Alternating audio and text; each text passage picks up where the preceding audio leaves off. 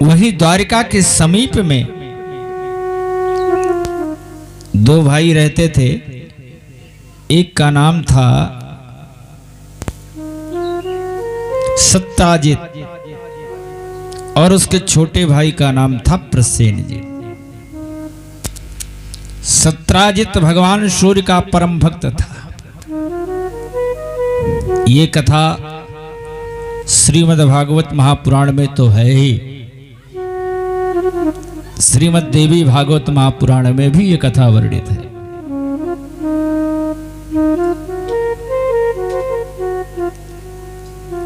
सत्राजित भगवान सूर्य का परम भक्त था। एक दिन सूर्य देवता सत्राजित के ऊपर प्रसन्न हुए तो श्यामंतक मणि की माला सत्राजित को दे दी। अच्छा, उस माला की विशेषता थी बिल्कुल सूर्य जैसी चमक, सूर्य जैसा प्रकाश उस माला में रहता था। 60 भार सोना प्रतिदिन वो माला प्रदान करती थी जिसके पास रहती थी। सूर्य देवता प्रसन्न होकर के वो माला प्रदान कर दी सत्राजित को। एक दिन वो माला पहनकर सत्राजित भगवान श्री कृष्ण के दरबार में द्वारिका में पधारे। दूर से ब्रजवासियों ने देखा, भगवान श्री कृष्ण के अनुचरों ने देखा माला पहनकर आते हुए सत्राजित को। लोग पहचान नहीं पाए। लोगों ने सोचा, भगवान के अनुचरों ने सोचा कि सूर्य देवता स्वयं आ रहे। इतना दिव्य प्रकाश उस माला में था कि भगवान के सेवक भी समझे कि सूर्य देवता आ रहे। सेवकों ने जाके भगवान श्री कृष्ण से कहा, कन्हैया आज सूर्य देवता आपसे मिलने आ रहे। भगवान तो पहचान गए, भगवान जानते थे। भगवान ने जान लिया कि ये सूर्य देवता नहीं, ये सत्राजित है। अनुचरों से कहा, सेवकों से कहा, भैया ये सूर्य देवता नहीं सत्राजित है।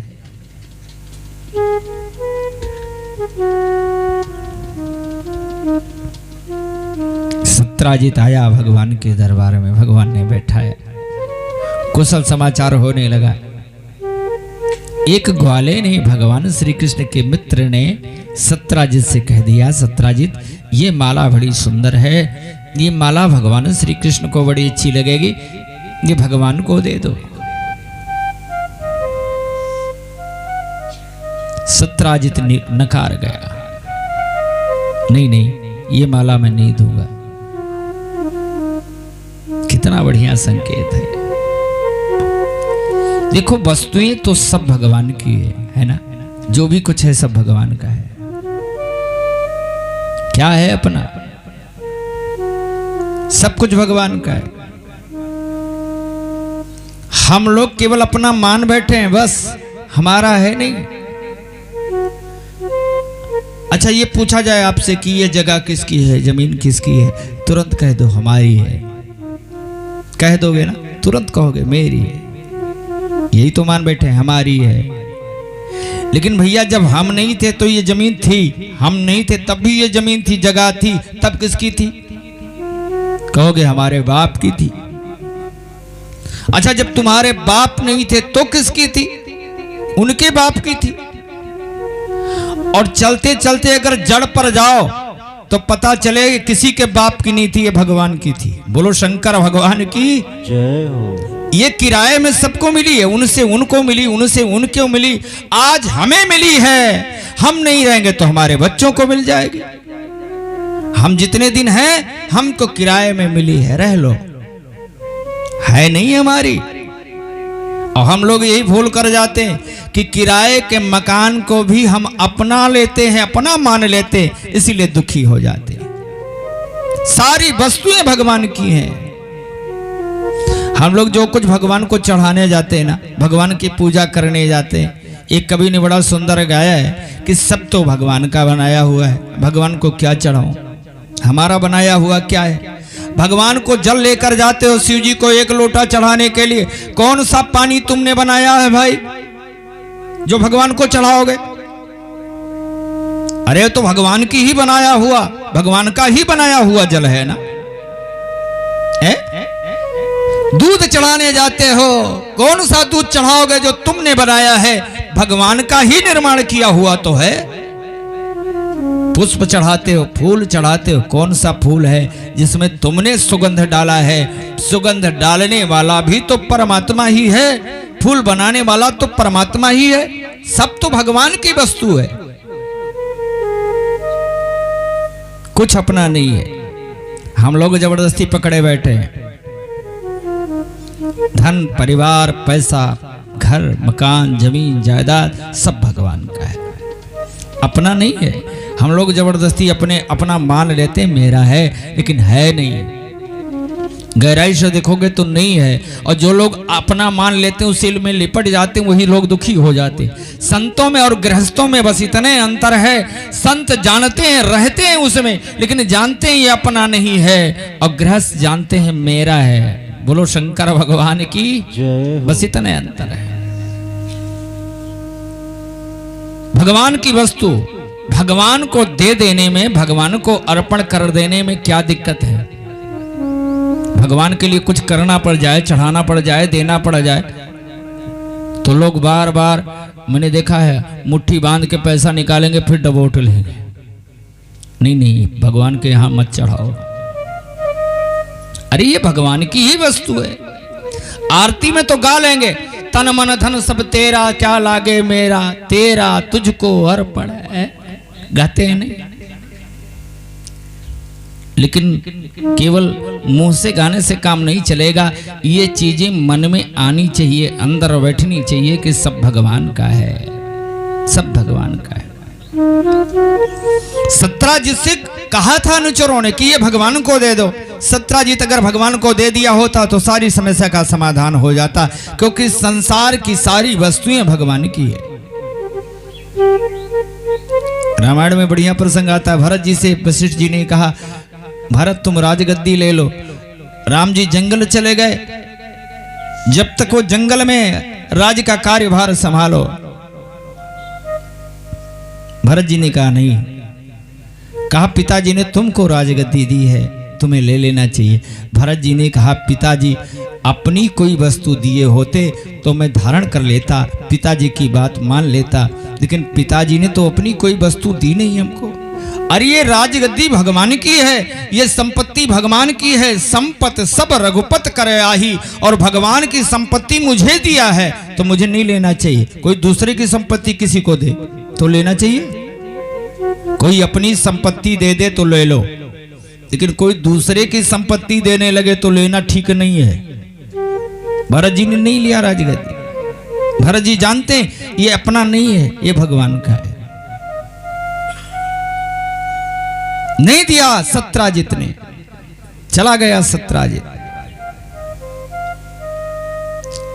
धीरे धीरे समय व्यतीत हुआ। एक दिन की बात, सत्राजित का छोटा भाई प्रसेनजित उस माला को धारण किया, घोड़े पर बैठा और घोड़े पर सवार होकर के जंगल की ओर निकला शिकार के लिए।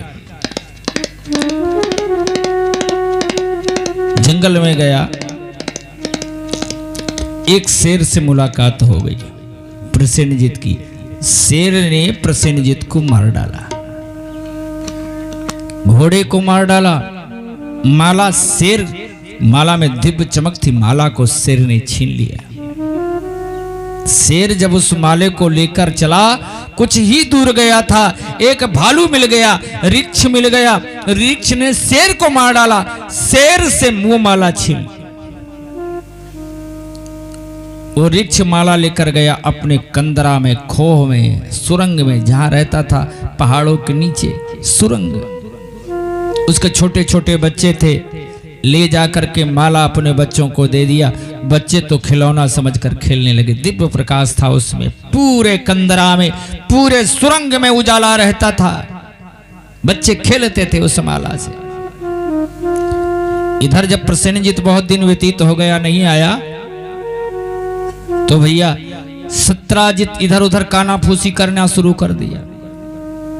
कृष्ण मांग रहे थे माला, मैंने नहीं दिया। मुझे लगता है कि मेरे भाई को मार करके माला कृष्ण ने ही छीन ली। ये भगवान श्री कृष्ण को कलंक लगाया सत्राजित ने। अभी तो इधर उधर कह रहा था, धीरे धीरे बात भगवान श्री कृष्ण के कानों तक पहुंच गई। कृष्ण जी को पता चला कि सत्राजित मेरे संबंध में इस तरह की बातें कर रहा है, तो अपने ग्वाल बाल साथियों को लिया, साथियों से कहा, भैया माला के बारे में मुझे पता तो है नहीं, लेकिन अगर मैं माला खोज के नहीं लाऊंगा तो मेरा कलंक ये समाप्त नहीं होगा। हम लोग चलो खुद माला को ढूंढते। सभी साथी मिलकर निकल पड़े जंगल की ओर। घूमते घूमते कई दिन व्यतीत हो गए और जंगल में भ्रमण करते करते सत्राजित की लाश मिल गई। लाश को पहचाना, थोड़ी दूर पर घोड़े की भी लाश पड़ी है। घोड़े की लाश को भी पहचाना, वहां शेर के पंजे के निशान। भगवान श्री कृष्ण समझ गए किसी शेर ने मारा है। तो शेर के पांव के निशान देखते देखते आगे बढ़े तो शेर की भी लाश मिल गई। वहां भगवान श्री कृष्ण ने देखा कि वहां रीछ के पांव के निशान हैं, भालू के पैर के निशान। भगवान श्री कृष्ण ने अनुमान किया कि हो न हो किसी रीछ ने इस शेर को मारा है। उस रीछ के पैर के निशान देखते देखते भगवान श्री हरि कृष्ण उस कंदरा में पहुंच गए, उस सुरंग के दरवाजे पर पहुंच गए जिस सुरंग में वो रीछ रहता था। ग्वाल बालों से कहा, भैया तुम लोग दरवाजे पर ठहरो, इंतजार करो, हम अंदर जाते हैं। मुझे लगता है कि श्यामंतक मणि की माला इसी कंदरा में है।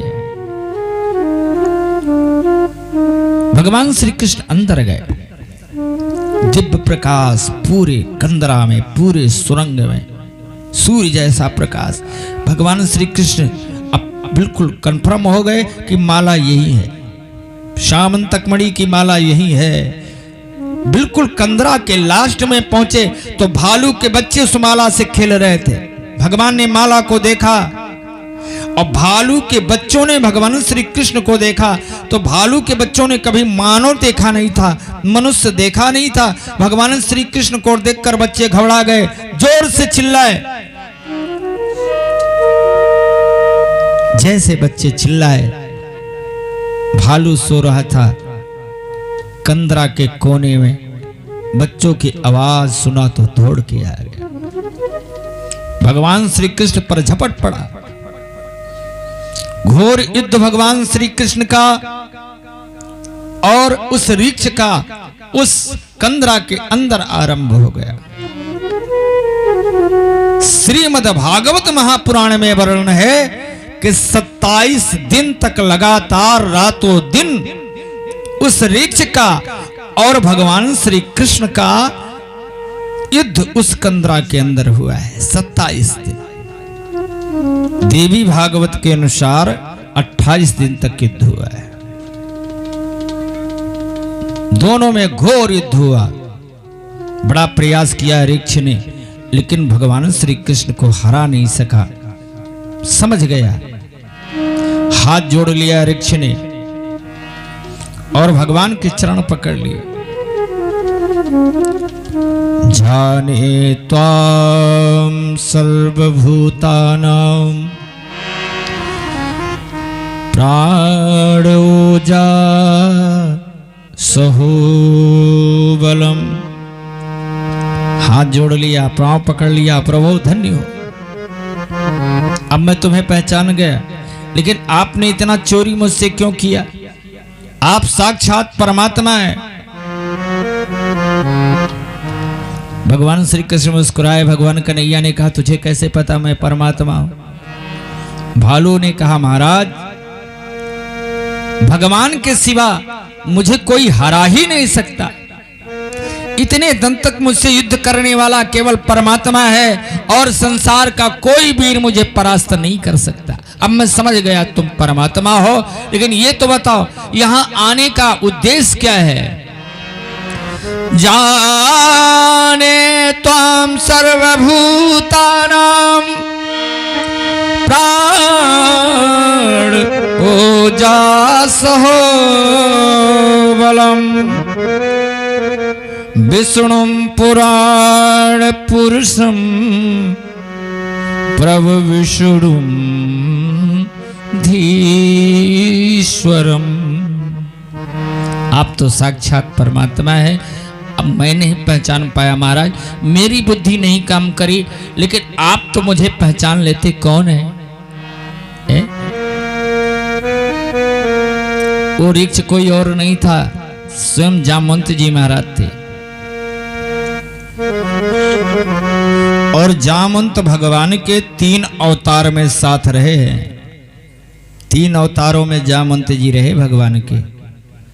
सतयुग में जब भगवान श्री हरि का वामन अवतार हुआ, राजा बल के यहाँ 3 पग भूमि मांगने गए थे, कथा सुनी होगी। तो भगवान श्री हरि जब पहला कदम नापना शुरू किया राजा बल के यहाँ, तो पहला पांव ही भगवान श्री हरि का वैकुंठ पहुंच गया, स्वर्ग पहुंच गया, स्वर्ग तक नाप लिया था। बड़ा विशाल का शरीर बना लिया नापते समय। तो जामवंत जी उस समय थे। जामवंत जी ने जब भगवान के उस दिव्य स्वरूप को, विशाल स्वरूप को देखा, तो तुरंत जामवंत जी ने दौड़ के 7 परिक्रमा लगाई थी। क्या वीरता है! इतने विशाल शरीर को स्वर्ग से लेकर मृतलोक तक 7 परिक्रमा स्वयं कहा है जामवंत जी ने किष्किंधा कांड में, रामचरितमानस में। बलि बांधत प्रभु बाढ़ो सो तनु बरनि की जाए, उभय घरी महदीनी 7 प्रदक्षिण धाय। 7 प्रदक्षिणा 7 परिक्रमा जामवंत जी ने कर लिया था। यह सतयुग में भगवान के दर्शन किया जामवंत जी ने। और त्रेता में रामा अवतार में तो जामवंत जी साथ ही थे, आप सब लोग कथा सुने हैं। और आज द्वापर का युग आ गया। द्वापर में जब भगवान का कृष्णावतार हुआ, तो आज भी जामवंत जी की मुलाकात भगवान श्री कृष्ण से हो गई। आज जामवंत जी कहते हैं महाराज मैं नहीं पहचान सका, मैं तो मंद हूं, लेकिन प्रभु आप तो मुझे पहचान गए होते। अच्छा अब ये बताओ, कन्हैया से कहा प्रभु आपके आने का उद्देश्य क्या है, क्यों आए हो, क्या काम है? भगवान श्री हरि ने कहा, श्री कृष्ण ने कहा जामवंत ये जो श्यामंतक मणि की माला है ना, तुम्हारे बच्चे खेल रहे हैं, इस माला की वजह से मुझे कलंक लग रहा है और इसी माला को लेने के लिए मैं तुम्हारे पास आया हूं। यह माला मुझे चाहिए। जामवंत ने कहा महाराज माला ले जाओ, लेकिन एक समस्या है। कहा कौन सी समस्या? कहा हमारी जो बड़ी वाली बेटी है जामवंती, मैंने यह माला उसको दे दिया है खेलने के लिए।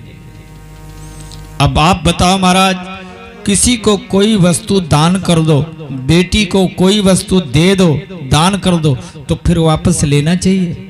भगवान श्री कृष्ण ने कहा नहीं। तो कहा महाराज मैं कैसे ले सकता हूं अपनी बेटी से वो माला, कैसे लेकर आपको दूं? भगवान श्री कृष्ण ने कहा कोई और उपाय? जामवंत ने कहा केवल एक उपाय है कि अगर माला ले जाना चाहते हो तो मेरी कन्या जामवंती को भी लिए जाओ। बोलो शंकर भगवान की जय हो। जामवंती आपको दुल्हन भी मिल जाएगी और साथ में दहेज में माला भी मिल जाएगी। बोलो श्री कृष्णचंद्र भगवान की जय हो। भगवान श्री कृष्ण ने कहा तो ठीक है। जामवंत ने कहा महाराज एक फायदा और होगा अगर जामवंती चली जाएगी। कौन सा फायदा? ये गवाही देगी कि श्यामंतक मणि की माला कहाँ थी, लोगों को बताएगी, आपका कलंक धुल जाएगा। भगवान श्री कृष्ण तैयार हो गए और उसी कंदरा के अंदर भगवान श्री कृष्ण के हाथ में जामवंती का हाथ जामवंत ने पकड़ा दिया। ये भगवान श्री कृष्ण का दूसरा विवाह संपन्न हो गया। बोलिए कृष्णचंद्र भगवान की। ये दूसरा विवाह हो गया।